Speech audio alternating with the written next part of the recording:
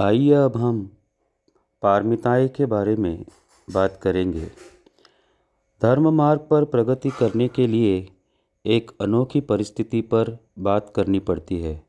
संपूर्ण मुक्ति के लिए 10 सद्गुणों को प्राप्त करना पड़ता है, जिन्हें पारमिता या पारमी कहा जाता है।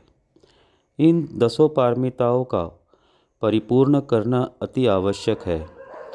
ज्ञान मार्ग पर चलने के लिए इन पारमिताओं से शक्ति मिलती है।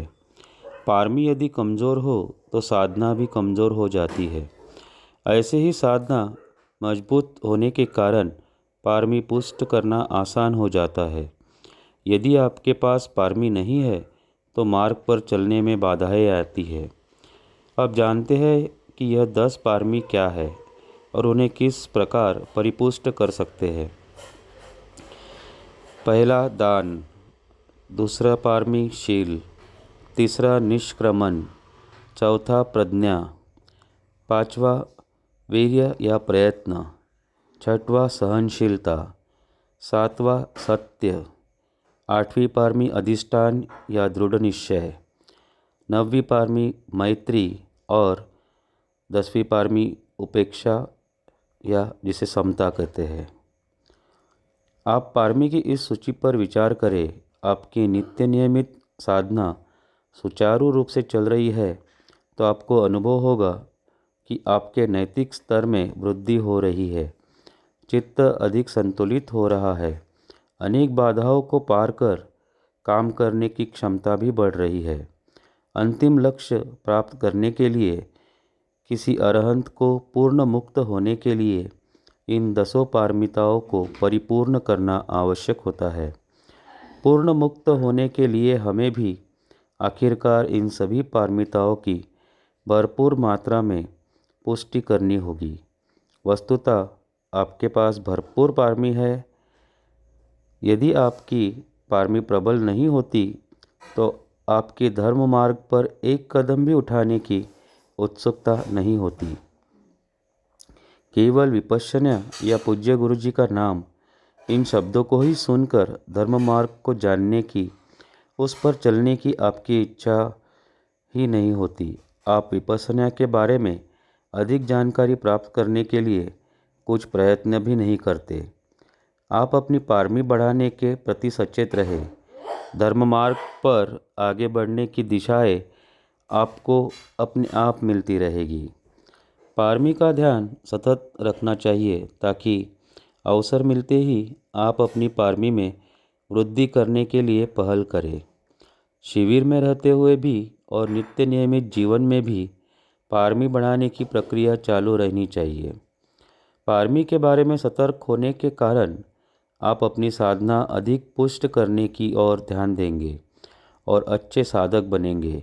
यही सुख का मार्ग है। अभी कुछ समय पूर्व एक साधक के बारे में जानकारी मिली कि वह अपने प्रथम शिविर को समाप्ति के पश्चात अगले शिविर के बीच केंद्र में आकर सफाई इत्यादि में मदद करके अगला शिविर लगाने के लिए मदद करने लगा था। वह प्रत्येक शिविर समाप्त करने के पश्चात अगले शिविर की तैयारी के लिए सेवा देता रहा। 2 शिविरों के मध्य वह सुबह से रात तक भरपूर मदद करता था। पता चला कि वह एक अच्छी कंपनी की सेवा से अभी हाल ही में निवृत्त हुआ था। उसकी आयु 70 वर्ष के आसपास थी। उसे काम में इतना व्यस्त देखकर देखने वालों को यह भय लग रहा था कि इस प्रकार की मेहनत करना उसके स्वास्थ्य के लिए हानिकारक सिद्ध हो सकता है। तब किसी एक सहायक आचार्य ने उससे पूछा कि सब कुशल तो है ना? तब उसने उत्तर दिया, आप लोगों का पुण्य था कि आप यौवन अवस्था में ही इस मार्ग पर आ गए। आपको अपनी पारमी बढ़ाने के लिए भरपूर समय मिला। मैंने तो अभी अभी शुरुआत की है, इसीलिए अब जितना समय बचा है उसमें अधिक से अधिक सेवा करने का प्रयत्न कर रहा हूँ। इस व्यक्ति के बारे में ऐसा कहा जा सकता है कि उसे पारमी के बारे में पर्याप्त ज्ञान हो गया है, इसीलिए वह अपने और अंतिम ध्येय के बीच कोई बाधा नहीं आने देना चाहता। केंद्र में आर्थिक रूप से दान देने के अतिरिक्त वास्तविक दान पारमी पुष्ट करने का अवसर शिविर के अंतिम दिन मौका मिलता है। जब शिविर व्यवस्थापक साधकों से पूछते हैं, क्या आप स्वयंसेवक बनकर केंद्र की सफाई करने की सेवा और अगले शिविर की व्यवस्था की सेवा दे सकते हैं, तब आपको अपनी दान पारमी पुष्ट करने का अवसर मिलता है। कुछ केंद्रों में साल में 2 से 3 बार केंद्र सफाई का कार्यक्रम निश्चित किया जाता है, जो कि अधिकतर सप्ताहांत में शनिवार, रविवार तथा अन्य सार्वजनिक छुट्टियों के दौरान किया जाता है। कई बार विपश्यना केंद्र ईमेल या एसएमएस द्वारा सेवकों की आवश्यकता की सूचना देते हैं। यह आपके लिए दान पारमी पुष्ट करने का अच्छा अवसर होता है। उसका लाभ अवश्य लेना चाहिए। सांसारिक जिम्मेदारियों के कारण, नौकरी व काम धंधों के कारण हो सकता है कि आप प्रत्यक्ष धर्म सेवा नहीं दे पाते।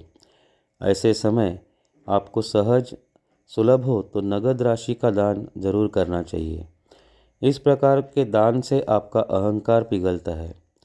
जैसे कि जिस शिविर में सम्मिलित हुए थे, वहाँ प्राप्त लाभ का पुनः वितरण कर सकते हैं। किसी पुराने साधक ने दान दिया, उसका लाभ आपको प्राप्त हुआ। इसी प्रकार आपके दान से भविष्य में आने वाले साधकों को लाभ होगा। विपश्यना केंद्र में आपने देखा होगा कि सभी कुछ साधकों के दिए हुए दान से ही चलता है।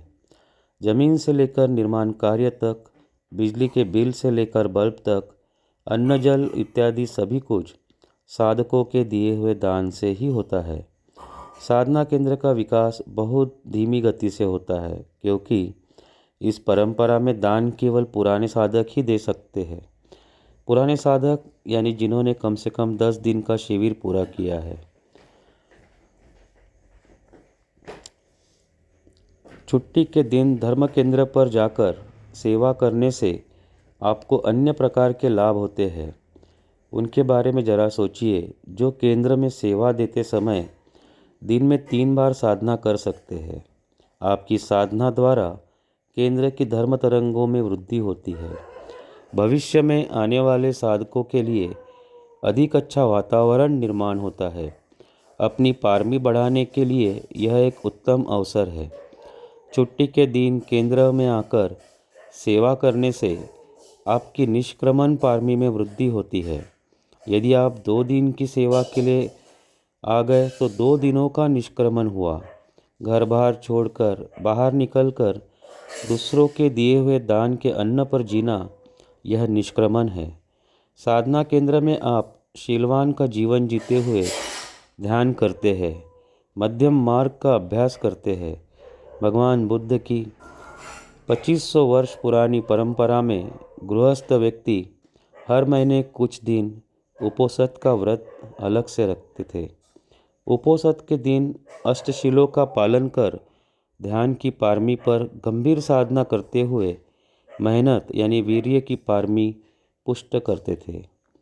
खंती यानी सहनशीलता पारमी, यह गुण जब आप दूसरों में देखते हैं तब उनकी बहुत प्रशंसा की जाती है। सहनशील लोग किसी अन्य पर टीका टिप्पणी नहीं करते, दूसरों की शिकायत, आलोचना अथवा निंदा नहीं करते। समाज को सहनशील लोग ही अच्छे लगते हैं, सभी उन्हें पसंद करते हैं। विपश्यना के शिविर में कई बार ऐसा अवसर आता है जब आपकी सहनशीलता की कसौटी होती है। आपके पड़ोस में बैठकर ध्यान करने वाला साधक कैसा है? वह शांत है या आवाज़ करने वाला है, या अधिक चुलबुला है, या जोर से श्वास लेने वाला है? आपके भोजन में कुछ कमी है या कुछ अधिक है, नमक, मिर्च इत्यादि, या खाना ठीक प्रकार से पका नहीं है? इन परिस्थितियों में आपकी क्या प्रतिक्रिया होगी? क्या आप उस परिस्थिति को सहज भाव से स्वीकार करेंगे? यदि संतुलित चित्त से बर्ताव व्यवहार करेंगे तो आपकी सहनशीलता की पारमी बढ़ रही है। शिविर